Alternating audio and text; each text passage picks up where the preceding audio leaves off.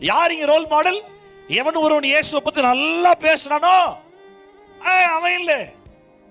எவன் ஒருத்தன் இயேசுவை நல்லா ஃபாலோ பண்றானோ அவன் தான் ரோல் மாடல். பேசுறது ஈஸி, வாழ்றது கஷ்டம். வாழணும் அப்படின்னா உலகத்தில் நிறைய எதிர்ப்பு வரும், ஆசைகள் வரும், பிரச்சனைகள் வரும், குடும்பத்தில் ப்ராப்ளம் வரும்.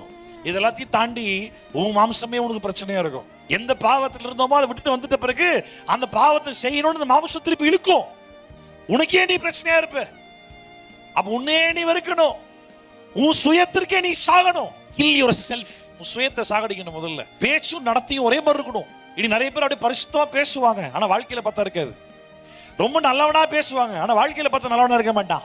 சேலஞ்ச் வந்துட்டு கிறிஸ்தவனாய் பேசி காட்டுவதல்ல, கிறிஸ்தவனாய் வாழ்ந்து காட்டுவது. நான் பேசுகிற என் பேச்சும் என் வாழ்க்கையும் ஒன்று போல இருக்க வேண்டும். அதுதான் ரட்சிப்பினுடைய முதல் அடையாளம்.